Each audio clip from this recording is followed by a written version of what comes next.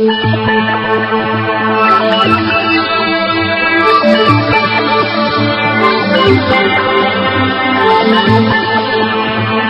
you very much. Good evening, everyone. It's nice to be back in North York. I grew up in North York when North York was a city. And this was actually a city hall, and the mayor sat here. Which is funny, because I'm sure the topic of referenda will come up at some point. The last referenda we voted on municipally was all 6 cities voting against amalgamation. Yet here we are in a civic center.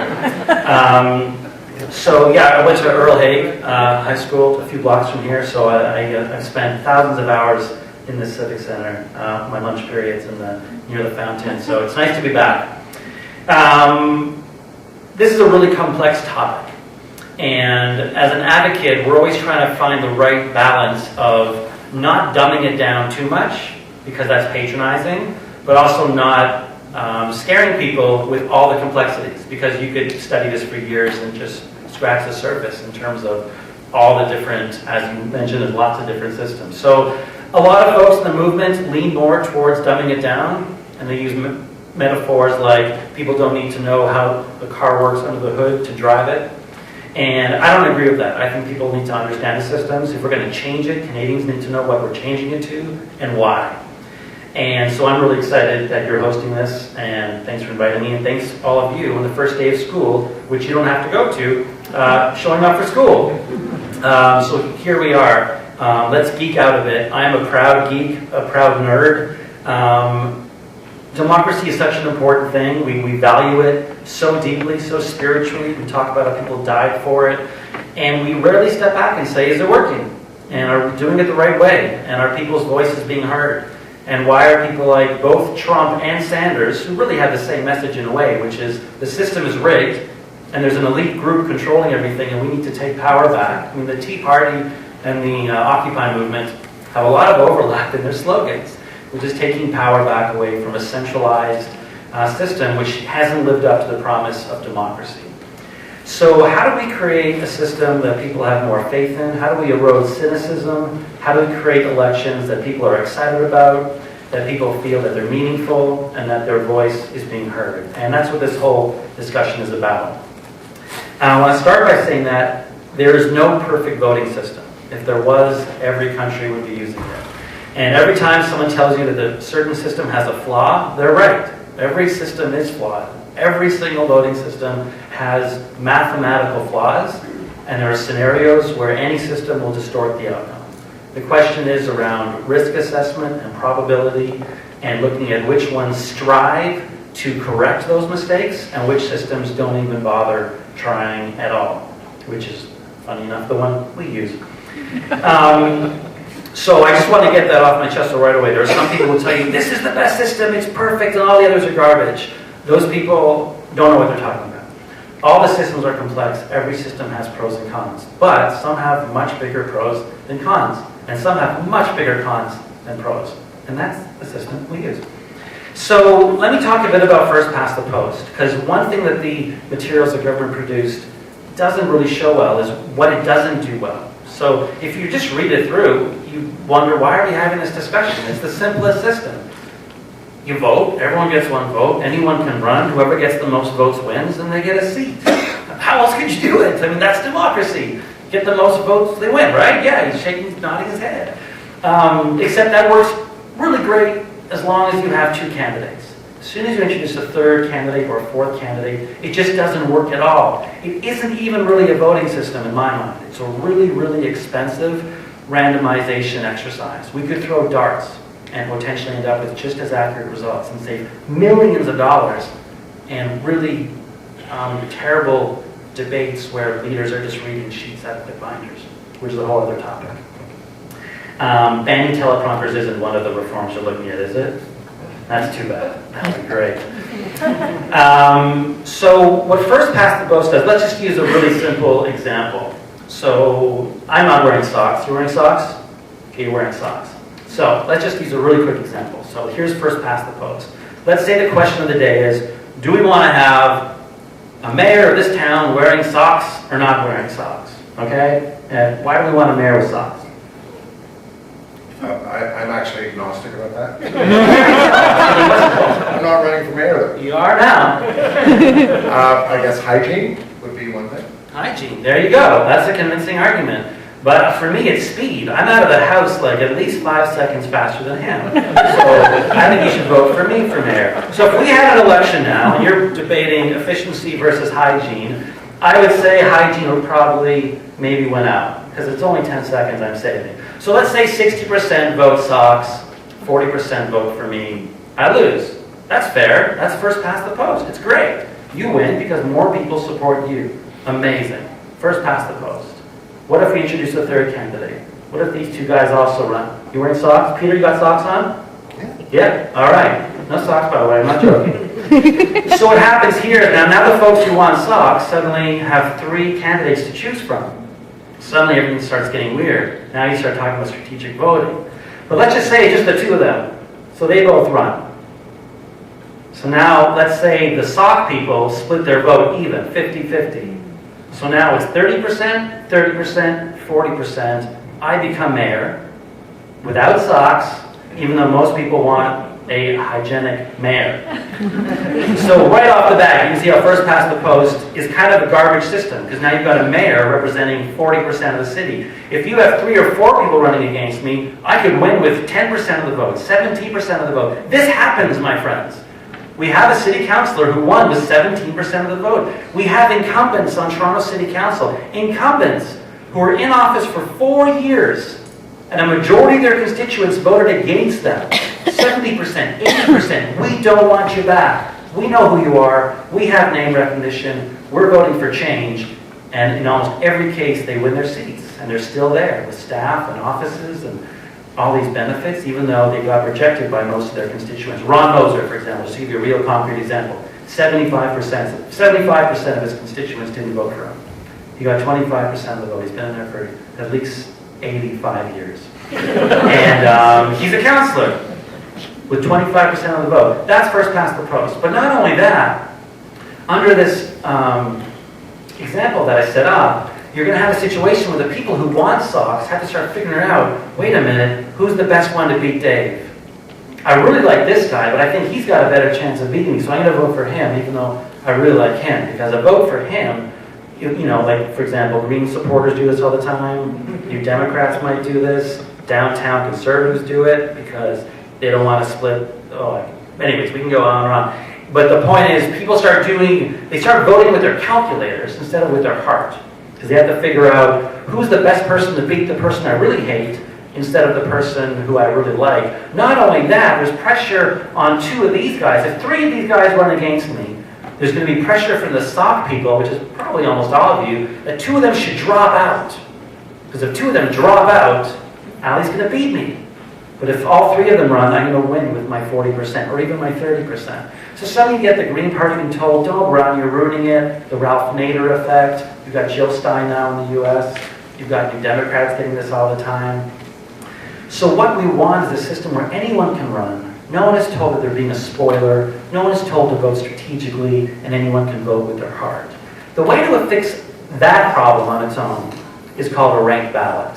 But that's not good enough, because all that does is get you to a majoritarian system. Municipally, I think that would be amazing. Toronto City Council is looking at switching to a ranked ballot. The province of Ontario is allowing cities to use a ranked ballot now, which is huge. And there's a grassroots volunteer campaign in Toronto called RABBIT, the Ranked Ballot Initiative of Toronto.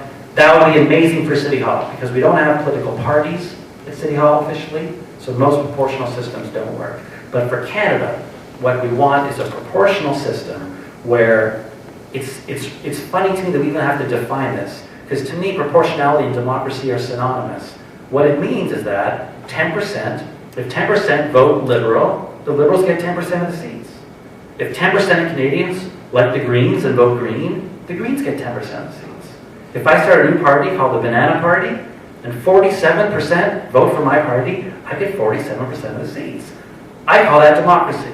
The academics call it proportional representation. But that's what elections are supposed to do. Elections are a process of us collectively coming together and deciding what kind of city, province, and country we want to live in. Of course the outcome should be proportional. It shouldn't even be in its own category. Any federal system that isn't proportional, isn't democratic, it isn't even really an election, because it violates the core definition and premise of what an election is. Let me just run through a few quick points quickly, because I'm on my first point out of 10, and I'm already almost out of time. First past the post is an incredibly obscure system. People are going to tell you over the next few months that proposals for change are dangerous because they're obscure and they're only used in crazy places like Israel and Italy. And I can tell you, as someone who's been to Israel many times and has family in Israel, the problem with Israel is not the voting system. The problem with Israel is that it's Israel. And they got a lot of things going on. You can put any voting system in there and they're still going to be in Israel. Luckily, we're in Canada. The truth is that the most obscure system in the world is called first past the post. Out of the 35 countries in the OECD, the Organization of Economic Developing Countries? Organization of Economic Cooperation and Development. Right. It's actually the ones that are considered to be developed, not developing. Anyways, it's been a long day. First day of school. 35 countries in it. Guess how many use first past the post exclusively, universally, for all their elections, municipally, provincially, and federally at all levels? Anyone? Three. Any other guesses? One. Any others? No. Four? And the answer is one.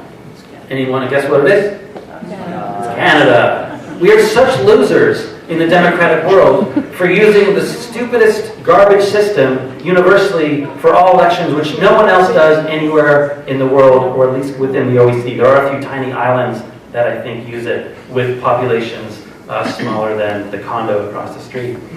And the reason no one uses it is because not only does it not work well, it doesn't even try to work well. So alternative vote tries to reach a majority, and I'll admit it doesn't always do that for something called exhausted ballots.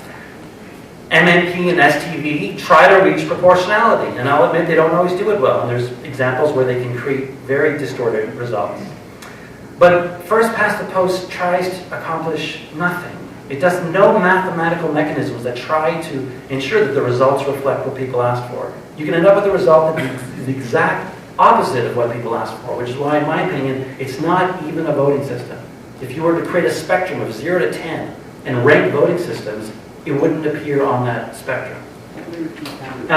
Quick other myths.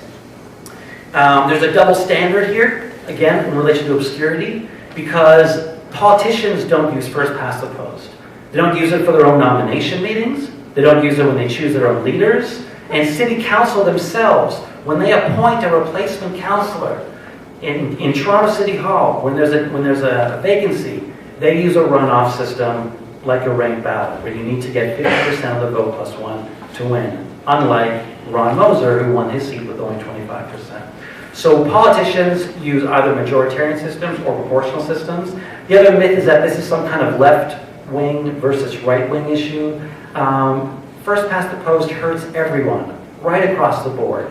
Yes, federally right now it hurts the left more because the right merged. What we don't want to see is the left merging and ending up with an American-style system with two parties. First past the post drives countries towards a two-party system. We want diversity of voices. We want the Conservatives to break up into 2 or 3 voices, because they are. The NDP is 2 or 3 voices. There's like crazy Marxists in the NDP, and there's like moderate new Democrats. The Liberals probably want to break up into a few, right? You want to break up the party? But these big 10 parties aren't actually good for democracy. Voters want choice. You turn on Netflix. Imagine if Netflix had 3 movies. Or if a vending machine had 3 chocolate bars. Kids are growing up in a world where there's so much choice of everything. And then it's election time. They're like, okay, blue or red. You can vote orange, but it's a waste. Don't touch green. And they're like, this sucks. It does. With a proportional system, you have more choices. Stability. It's a complete myth that proportional systems are unstable. Proportional systems are just as stable, if not more. Countries that use proportional systems, like Germany or New Zealand, have elections less frequently than we do. A minority government under first past the post is the least stable type of government. You could look at the last 20, 30 years at those countries. We've had more. But more importantly, don't just look at the frequency, even though we rank really well on frequency. Look at policy stability. Because what happens here is Alberta goes conservative, NDP, and then it's going to flip back, right? We have these huge tailspins.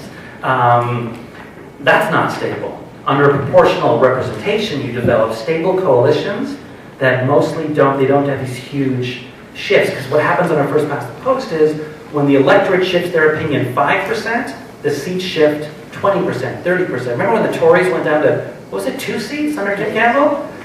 It's not as if only 0.3% of the country voted Conservative. They probably went from like 40% to 32 or something, but they went down to like less than 1% of the seats, right? That's craziness, and that's not stable. The last thing I just want to say is diversity. We need to have a parliament that represents the diversity of our country. We talk so proudly about the diversity of our languages and ethnicities and skin colors in Canada, where we come from, our backgrounds. Parliament is still mostly white and mostly male. It looks a lot like this panel, actually. And that's normal in the political world. Panel discussions, our elected officials, media, journalists, producers, editors, it's still mostly a white male-dominated world. And I think that's wrong. I think it's robbing us of the diversity that we claim to cherish. Proportional representation is the only way to achieve more diversity in government. And both MMP, mixed member proportional, and STV, single transferable vote, which I haven't explained at all, we'll get to later, are both amazing. In different ways, they use different mathematical approaches to achieve proportionality, because as Ali mentioned, we want to maintain the geographic connection. No one is proposing the option in your booklet that says list proportional, where there's no ridings. Some countries have that, there's no ridings. It's just you vote for a party, if the party gets 10%, it just comes off their list. No one is proposing that for Canada. I haven't heard it ever from anyone. What we're talking about is creative hybrid systems that maintain geographic representation while adding an element of proportionality. Both MMP and STV do that very well. They're tried, tested, and true. They're simple to varying degrees. And on the question of referendum, I'll just say if we're going to have a referendum, I think we should try a new system and then have a referendum, call it a pilot project, so people know what they're voting on, or have a referendum on 5 or 6 choices, but do not include first past the post, because it's not a voting system, and the government might not have a mandate, I partially agree, to pick whatever system they want, and maybe there is a conflict of interest for the Liberals to just choose the system they want with their majority. But they do have a mandate. It was clear in their platform, and 3 parties supported it, that 2015 was the last election under first past the post. I don't support mandatory voting. I think people goes against all my positions on what democracy is about, which is about choice and freedom. And what was the other one? Online voting?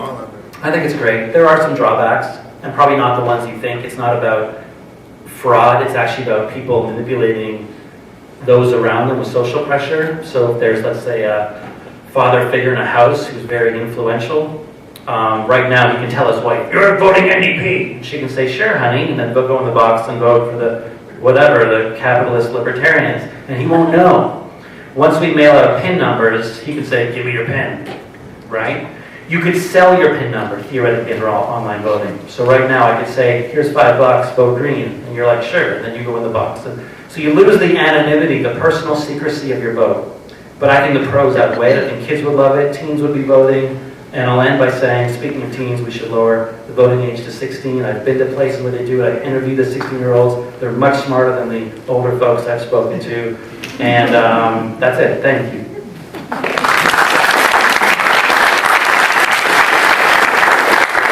Thank you ever so much, Dave. The beauty about listening to Dave is at the end of his talk, whatever that issue happened to be, you always know exactly where he stands. My only disappointment, I might add, is last time I saw him on the CBC, he actually showed up with Lego pieces to demonstrate how our system was distorted.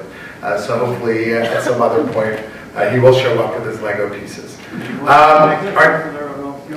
Sorry? Does he want to be the next councillor of North York? Yes. Then I vote for you. Our second esteemed speaker today, of course, is Professor Nelson Wiseman.